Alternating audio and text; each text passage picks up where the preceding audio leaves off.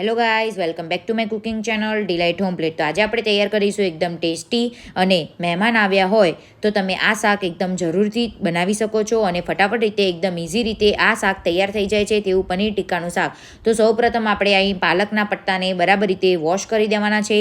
ત્યાર પછી આપણે તેની અંદર મીઠું એડ કરીને બરાબર રીતે તેને 2 થી 3 વખત વોશ કરીને આપણે તેને બાફી દેવાના છે. પછી આપણે એક તીખી પેસ્ટ તૈયાર કરીશું જેની અંદર તજ, કાળા મરી, મીઠું, મરચું, હળદર અને તેલને બરાબર રીતે મિક્સ કરીને આપણે પેસ્ટ તૈયાર કરવાની છે. ત્યાર પછી આપણી પાલકની પ્યુરીને પણ તૈયાર કરી દઈશું. ત્યાર પછી આપણે આદુ મરચાંની પેસ્ટ અને ડુંગળી અને ટામેટાની પણ પ્યુરી તૈયાર કરી દેવાની છે. અહીં તમે તેને ઝીણી સમારેલી પણ એડ કરી શકો છો. ત્યાર પછી આપણે એક પેનમાં આપણે ગરમ તેલ કરવા મૂકી દઈશું. 2 ટેબલ સ્પૂન જેટલું જ અહીં તેલનો ઉપયોગ કરવાનો છે, વધારે તેલનો ઉપયોગ કરવાનો નથી. ત્યાર પછી આપણે સ્વાદ પ્રમાણે જીરું એડ કરી દેવાનું છે.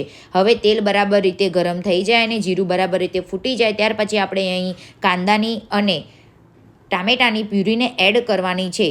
તેને આપણે ધીમા ગેસની ફ્લેમ પર જ એડ કરવાનું છે. તમે જોઈ શકો છો તે રીતે આપણે થોડું ચડવા દેવાનું છે અને ધીમા તાપે તેને થવા દેવાનું છે. જ્યાં સુધી આમાં પરપોટા બરાબર રીતે ન આવવા લાગે ત્યાં સુધી આપણે તેને બરાબર રીતે થવા દઈશું. તમે જોઈ શકો છો તે રીતે આપણું આ ટામેટાની પ્યુરી અને કાંદાની પ્યુરી બરાબર રીતે ચડી ગઈ છે. ત્યાર પછી આપણે જે પેસ્ટ તૈયાર કરી હતી, જે તજ, કાળા મરી, મીઠું, મરચું અને તેલ હળદરની હતી, તેમાં તમે વધારે પડતું મરચું એડ કરી શકો છો અને તજ પણ એડ કરી શકો છો. તો તમને વધારે તીખું જોઈતું હોય તો તે રીતે તમે પેસ્ટને તૈયાર કરી શકો છો. તે પેસ્ટને આપણે બરાબર રીતે મિક્સ કરવાની છે અને ત્યાર પછી આપણે જે પાલકની પ્યુરી તૈયાર કરી હતી તેને પણ આપણે એડ કરી દેવાનું છે. તમે જોઈ શકો છો તે રીતે આપણે અહીં પાલકની પ્યુરીને બરાબર રીતે એડ કરી દીધી છે અને ગેસની ફ્લેમને સ્લો રાખેલી છે.